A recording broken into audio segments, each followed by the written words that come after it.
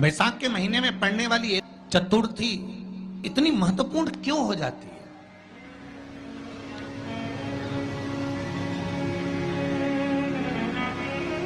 इसकी महत्वता इतनी प्रबल क्यों हो जाती है? किस लिए? क्योंकि वैशाख का जो महीना पड़ता है, सूर्य की संपूर्ण तपन, सूर्य देव अपने पूर्ण तेज के साथ में, पूर्ण तेज के साथ में मृत्यु लोक के निवासियों पर, चाहे जलचर हो, थलचर हो, वायुचर हो, चाहे जो जीव हैं, उस पर जब किरण फेंकते हैं तो संसार का जो मनुष्य है उस पर जब ताप पड़ता है तो ताप पड़ने के कारण उसके मुख से भगवान का नाम निकल ही जाता है, स्मरण नाम निकल ही जाता है। जब उसके मुख से भगवान का नाम निकलता है तो वो भगवान की शरणागति खुद ग्रहण कर लेता है स्वयं। चतुर्थी के दिन सात गांठ वाली दुर्वा 21 ले लो और चतुर्थी के दिन गणेश जी को समर्पित कर दो। पंचमी तिथि को उस दुर्वा को उठाकर दूध में डाल दो और उस दुर्वा को दूध में डालकर उस दूध में उस दुर्वा को मल लो, और जिसके सफेद चमड़ी पड़ गई हो, चर्म रोग हो गया हो, उस दूध को उस दुर्वा के साथ, दूध नहीं भी हो तो पंचमी के दिन दुर्वा का लेपन शरीर पर कर लें। आधे घंटे तक करने पर पंचमी को प्रदोष काल में स्नान कर लें। महाराज, आपको चर्म रोग में आराम लग जाएगा, सफेद चमड़ी अपने असली रंग में आना प्रारंभ हो जाएगी। 21 दुर्वा के 108 बंडल बना लो। अगर एग्जाम में बैठ रहे हो, सरकारी परीक्षा में बैठ रहे हो, पास नहीं हो रहे, नौकरी नहीं लग रही, बहुत जगह इंटरव्यू दे दिया, 21 दुर्वा के 108 बंडल बनाओ, उसकी माला बनाओ और देवी के मंदिर में, माता जगदम्बा के मंदिर में, अर्थात जहां शंकर पार्वती पूर्ण परिवार विराजमान हो, ऐसे देवी के मंदिर में गणेश जी के गले में वो माला अर्पण करिए है, अपना नाम बोलकर और जिस एग्जाम में बैठ रहे हैं उसका भाव वर्णन कर महाराज, और वहीं से एक पुष्प लेकर अपने कमरे में जहां पढ़ते हो कांच की प्लेट में उस फूल को रख दीजिए और दूसरे दिन एग्जाम के लिए चले जाइए। आपको उसका फल अवश्य मिलेगा, अवश्य मिलेगा, आप उसमें उत्तीर्ण होंगे, फल प्राप्त होगा। दुर्गा सुख का अनुभव करा दे, आनंद करना। पौष के महीने में 7 बेलपत्र, 1 लोटा पानी, 1 जल का पात्र, और उस साल में 7 बेलपत्र में भी मध्य की बेलपत्र में बीच वाली पत्ती पर केसर का भाग घिस कर चंदन बनाकर उससे ओम लिखकर, और दोनों जो पत्तियां हैं उस पर गणेश जी, रिद्धि सिद्धि और माता पार्वती जी का, कार्तिकेय जी का स्मरण कर उस पत्ती पर केसर चंदन की बिंदी लगाकर बाबा देवाधिदेव महादेव को अशोक सुंदरी की जगह पर समर्पित करी। और उसी में से 1 बेलपत्र वापिस बाबा से लेकर आइए कि मेरा ये कार्य है बाबा और आपको करना है। लाखों के दुखड़े जो तू हर गया डमरू वाले, फिर मेरे दुखड़ों को देखकर क्यों डर गया डमरू वाले। बाबा तेरे भरोसे पर यह कार्य, शिव से निवेदन कर कर बेलपत्र बाबा की वापिस लेकर आए, उसको संजो कर रखे। रोग की मुक्ति के लिए, चर्म रोग की मुक्ति के लिए स्वयं खासकर भगवान देवाधिदेव महादेव के स्वरूप आनंदमय सुखमय सूर्य देवता की भी उपासना करें। शिव के साथ सूर्य देव हाथ में अगर वो दुर्वा का प्रयोग करना प्रारंभ करे तो अगर चमड़ी सफेद भी पड़ जाती है या चर्म रोग कैसा भी हो जाता है, धीरे धीरे ठीक होना प्रारंभ हो जाता है। शिव पंचायत में 5 स्थान पर लगाया गया चंदन व्यक्ति को बाधाओं से बचा लेता है, विपदाओं से बचा लेता है। जैसे पंचदेव का पूजन, शिव पंचायत का पूजन बाधाओं से बचा लेता है, विपदाओं से बचा लेता है। कई मंदिर ऐसे होते हैं जहां पर शिव पंचायत नहीं होती, कई मंदिर ऐसे होते हैं जहां पर शिव पंचायत के देवता नहीं होते हैं। शिव पंचायत में सूर्य देव, भगवान नारायण, माँ जगत जननी, भगवान देवाधिदेव महादेव, स्वयं भगवान श्री गणेश जी महाराज, ये 5 देव शिव पंचायत के मूल देवता माने। पर कई मंदिर ऐसे हैं जहां पर शिव पंचायत में सूर्य देवता का मंदिर में मूर्ति नहीं है, या भगवान विष्णु की मूर्ति नहीं है, शंकर जी की मूर्ति के, तो यहाँ शिव पंचायतन का पूजन का स्मरण करते हुए वर्णन किया गया लिंग पुराण के अंदर कि शिवलिंग में 5 जगह ऐसी होती है जहां पर अगर चंदन का लेपन कर दिया जाता है तो विपदा, बांधा, तकलीफें, कष्ट दूर होता चलता। 5 स्थान बता, उसको समझिए। जैसे इसको देखो, ठीक है, ये शिवलिंग को अपन मान लो, इसको जलाधारी मानो जहां से जल गया, ठीक है। ये गोल भाग जलाधारी जिस पर शिवपिंडी रखी है, यहीं पर अपन गणेश जी कार्तिकेय का स्थान, बीच में अशोक सुंदरी का स्थान मानो। अब इसको समझिए, 5 स्थान बताए। पहला स्थान भगवान शंकर के पूरे शिवलिंग का मध्य भाग, ये पूरा जो शिवलिंग है शिव जी का, शिवलिंग का मध्य भाग प्रथम। द्वितीय है जहां पर गंगा का अविरल धारा निरंतर बह रही है, द्वितीय स्थान गंगा की धारा का मूल बिंदु शिखा, पहला। दूसरा, तृतीय स्थान उसी के सामने जो जलाधारी का पटका दिख रहा है, दिखता है, जलाधारी का सामने का हिस्सा, भीतर का हिस्सा नहीं जिस पे रखा है वो हिस्सा नहीं, सामने जो दिख रहा है। 1, 2 और तृतीय स्थान मां अंबा जगदम्बा के कंठ भाग पर चंदन का महाराज। 3 स्थान ये बताए। चौथा स्थान जहां से जल नीचे गिर रहा है, जल गिरने का जो स्थान छोटा सा एक भाग रहता है, जितनी जगह रहती है उसके मध्य भाग, चतुर्थ स्थान। और 5वें नंबर का जो भाग बताया गया वो अशोक सुंदरी का स्थान।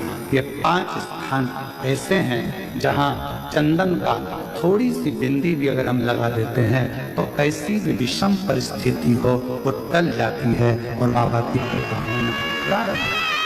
पंचदेव शिव पंचायत के 5 देवताओं का स्मरण कर कर, सूर्य देव, नारायण, माँ जगदम्बा, दुर्गा भवानी, भगवान देवाधिदेव महादेव, भगवान श्री गणेश जी महाराज का स्मरण कर कर पंचदेव के नाम से पंच नहीं है अपने मंदिर में शिव पंचायत नहीं विराज रही है, या शिव पंचायत है नहीं, अपने मंदिरों में शिव पंचायत की मूर्ति नहीं है, तो हम 5 स्थान पर लेपन कर सकते। और हम तो यहाँ तक कहेंगे, अगर कोई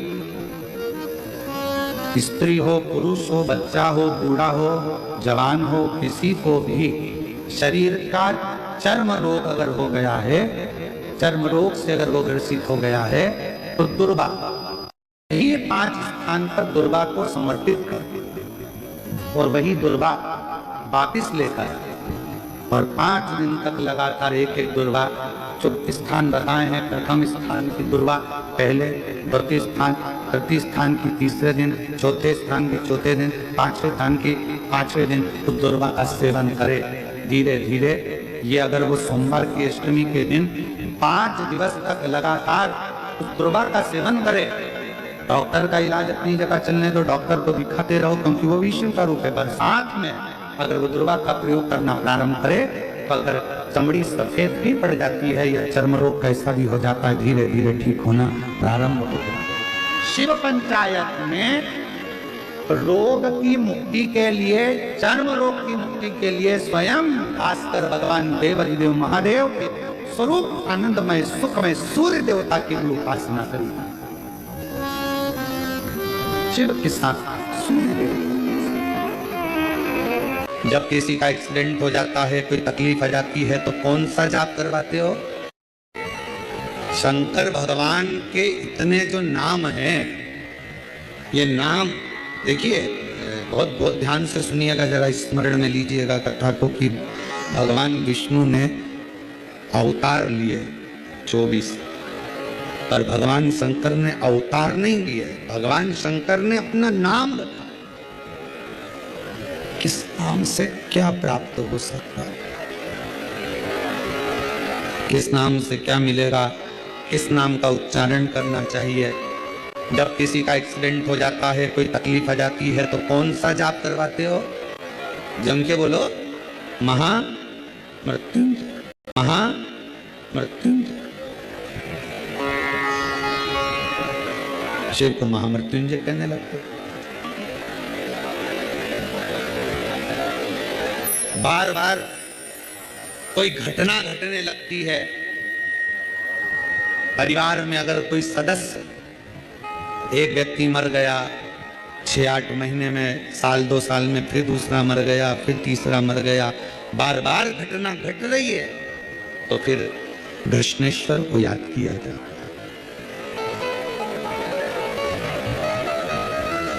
घड़े पर घड़ा और कृष्णेश्वर का नाम लेकर जब दो, वो घड़ा पे घड़ा, आप लोग इधर राजस्थान में तो ज़्यादा चलते ही है, घड़े पर घड़ा मतलब एक जो लोटा होता है पानी का कलश, उसके ऊपर दूसरा कलश रखा जाता है और वो दोनों कलश एक साथ लेकर जाते हैं शिव के मंदिर में। एक के ऊपर एक रखा, अलग अलग नहीं, एक के ऊपर एक रखा। वो जिसके घर में घटनाएं ज़्यादा घटती है, बार बार ऐसा लगता है कि एक्सीडेंट हो रहा है, ये गाड़ी कभी ली थी, फिर एक्सीडेंट हो गया, फिर हो गया, फिर हो गया, बार बार कोई लड़का बच्चा ऊपर से गिर गया, नीचे से गिर गया, ये हो गया। घटना यदि बार बार घट रही है तो कृष्णेश्वर महादेव का स्मरण करें। एक घड़े पर दूसरा घड़ा, कृष्णेश्वर महादेव का नाम लेकर घर से निकला जाता है और पूरे घर में भ्रमण कर कर उस जल को घड़े पर घड़ा रखकर भगवान शंकर को पहले आगे के घड़े का जल चढ़ाया जाता है, फिर नीचे के घड़े का जल चढ़ाया जाता है। एक बार यदि भूलवश भी कृष्णेश्वर कृष्णेश्वर महादेव का नाम लेकर यदि जल चढ़ाता है तो निश्चित है उसके घर में फिर घटना घटना बंद हो जाती है। कृष्णेश्वर महादेव उसको संभाल, शिव से संभाल। लोगों को शोक चला, गणेश जी ढोल बजा रहे हैं, वो मूर्ति का फोटो घर में लगा दिया, घर में मूर्ति का फोटो लगा दिया कि गणेश जी ढोल बजा रहे हैं, गणेश जी नाच रहे हैं, वो मूर्ति का फोटो तुरंत घर में लगा दिया। वेद व्यास जी ने कुमार खंड के अंदर वर्णन करा, यदि देवता की अपमानजनक मूर्ति या स्मरण पूजन का भाव अगर कहीं लगाया भी जाता है तो उस घर में शांति रत्ती भर की नहीं रहती है महाराज। यहां तक शिव महापुराण कहती है कि भगवान शंकर का शिवलिंग आप घर के अंदर रख सकते हो, भगवान शंकर का शिवलिंग घर में रखकर पूजन कर सकते हो, भगवान शंकर के शिवलिंग का आप स्मरण कर सकते हो, भगवान शंकर के शिवलिंग की आप पूजन कर सकते हो। और शंकर जब शिवपुराण खुद कह रही है कि शंकर का जो भौतिक स्वरूप है, शंकर का जो शारीरिक स्वरूप है, जैसे आप शिव महापुराण के पीछे जो बैनर देख रहे हो, इस बैनर में शंकर जी का जो स्वरूप दिखाया जा रहा है, ऐसी मूर्ति तप करने वाली, ऐसी मूर्ति आशीर्वाद देने वाली, ऐसी मूर्ति जो भगवान शंकर का मूल स्वरूप दर्शाती हो, ऐसी मूर्ति घर के अंदर नहीं रखी जाती। स्वयं शिव महापुराण कर रही, फिर वो मूर्ति छोटी हो चाहे बड़ी हो, फिर वो मूर्ति कितनी भी बड़ी आकृति की हो, शिव महापुराण की कथा कहती है। हाँ, शिवलिंग जो भगवान शंकर का एक मूल बिंदु है, भगवान शंकर का एक मूल बिंदु विराजमान है, भगवान शंकर का एक मूल बिंदु का निर्माणित है वो शिवलिंग। आप छोटे से छोटा, बड़े से बड़ा कैसा भी रख सकते हो। और बहुत ध्यान देना आपको, कथा शिवलिंग शिव महापुराण गंगवार परिवार लखनऊ द्वारा जो सुनाई थी, उसमें कहा था कि घर में अगर नर्मदेश्वर शिवलिंग विराजमान है तो तुम्हारी मर्जी पड़े तो तुम जल चढ़ाओ, तुम्हारी मर्जी पड़े तो स्नान कराओ, तुम्हारी मर्जी पड़े जो करो, नहीं भी चढ़ाओगे तो भी शंकर श्राप नहीं दे सकते, तो भी शंकर कुछ नहीं करते। महाराज, मूर्ति का भाव बहुत ध्यान देना महाराज। उस गणेश के स्वरूप को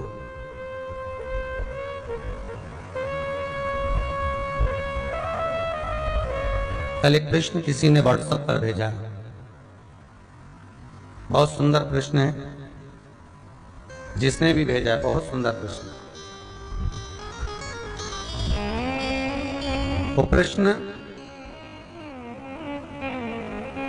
गुरुजी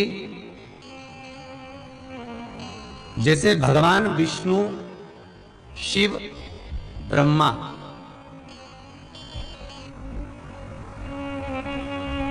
हर युग में हर तरह से प्रत्येक युग में वो प्रकट हुए और प्रत्येक युग में उनका स्मरण हुआ। क्या श्री गणेश जी महाराज हर युग में हैं? और हर युग में हैं तो हर युग में उनका नाम क्या हुआ और उनका वाहन क्या हुआ? प्रत्येक युग। बहुत सुंदर प्रश्न बेटा आपका। एक सरिता नाम की कोई गुड़िया है वेस्ट बंगाल से, उसका यह प्रश्न है जो बच्चों ने कल बताया व्हाट्सएप पे। क्या गणेश जी का हर युग में कौन सा वाहन हुआ, क्या नाम पड़ा उनका हर युग में? भाई शिव महापुराण की कथा कहती है सतयुग में जो गणेश जी थे, सतयुग में जो गणेश जी महाराज का पूज्य भाव था, सतयुग में जो गणेश जी की पूजन होती थी, भगवान गणेश जी का उस समय वाहन था सिंह, शेर, और उनका नाम था विनायक। बहुत ध्यान से सुनना। सतयुग में जो गणेश जी महाराज का पूजन किया गया, सतयुग में जो गणेश जी महाराज प्रकट हुए, सतयुग में जो गणेश जी का स्मरण करा गया, उनका वाहन है सिंह।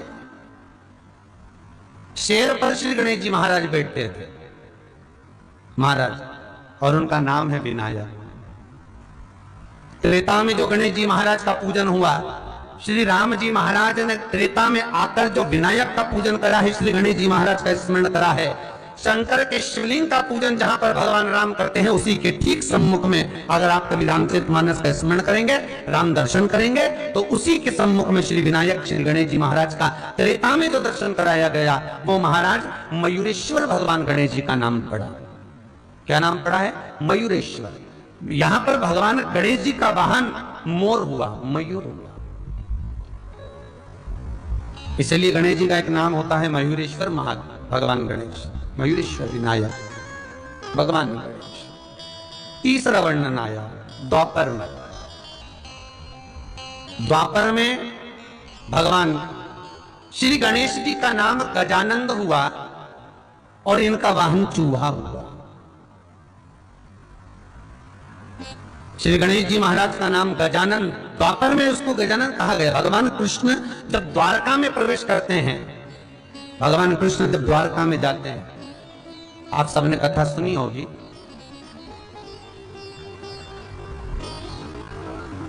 आप सभी ने स्मरण किया होगा कि जिस द्वारका में भगवान कृष्ण विराजमान होते हैं, ये द्वारका मेरे कृष्ण की नहीं थी। जिस द्वारका में भगवान कृष्ण विराजमान हो रहे हैं, ये द्वारका मेरे कृष्ण की नहीं है, ये राजा अनर्थ की है। राजा अनर्थ कौन? वो अनर्थ जिनके पिता एक बार अपने बच्चों को अपनी प्रॉपर्टी का हिस्सा कर रहे थे, जायदाद बांट रहे थे, और अपनी जायदाद बांटते बांटते राजा अनर्थ देव के पिताजी ने कहा कि ये वाली जायदाद जो मेरी है, मैंने अनर्थ को दे दी, ये मेरी हिस्सा मैंने अनर्थ के बड़े भाई को दे दिया, ये भाव मैंने अनर्थ को दे दिया, ये मेरी जमीन, मेरी भूमि, मेरा मकान, मेरी जायदाद। राजा अनर्थ के पिता कहते हैं कि ये मैंने बांटा है, मैंने तुमको दिया है। इतने में राजा अनर्थ के मुख से निकल गया, पिताजी आप कहते हो ये आपका है, आप कहते हो कि ये मेरा है। राजा अनर्थ कहते हैं पिताजी ये आपका नहीं, ये तो श्री हरि भगवान विष्णु का है। त्रेता में मोर वाहन मोर ध्वज, द्वापर में चूहा वाहन गजानन, और जब कलयुग अपने घोर प्रभाव में आएगा। कलयुग जब अपना असर पूर्ण दे देगा, तब श्री गणेश जी महाराज घोड़े पर विराजमान होंगे और उनका ध्रुमकेश नाम पड़ेगा। ये गणेश पुराण में श्री वेदव्यास जी वर्णन कर दिए महाराज। ध्रुमकेश, और उनका वाहन होगा घोड़ा। अभी चूहा है, फिर घोड़ा वाहन। जब घोर कलयुग आएगा, हर जगह पर हाहाकार मच जाएगा, मनुष्य की आकृति छोटी होती चली जाएगी, मनुष्य की आकृति बहुत छोटी होती चली जाएगी। तब भगवान श्री गणेश जी महाराज हैं पूजन करते करते।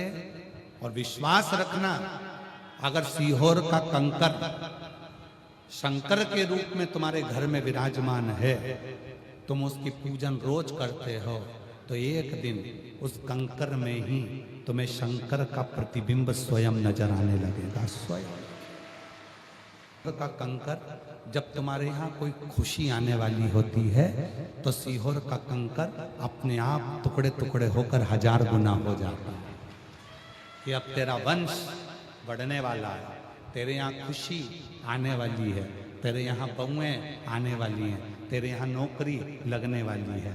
समझ लेना अपने आप कंकर के टुकड़े हो गए, समझ लेना कि कहीं ना कहीं विस्तार हो रहा। और दूसरा,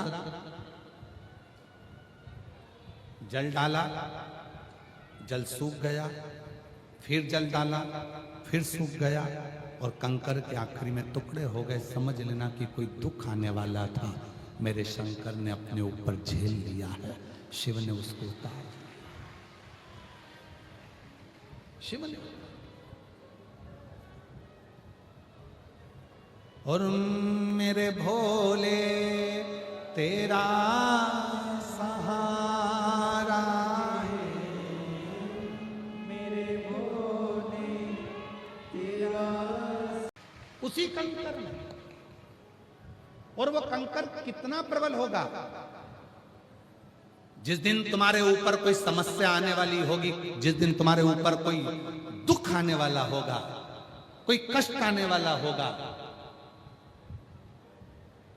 कोई तकलीफ आने वाली होगी, कोई कष्ट तुम्हारे सम्मुख में आने वाला होगा, दो चीज में याद रखना, दो चीज में सीहोर का कंकर टुकड़े टुकड़े हो जाता है। दो चीज में, एक टुकड़े टुकड़े होता है सीहोर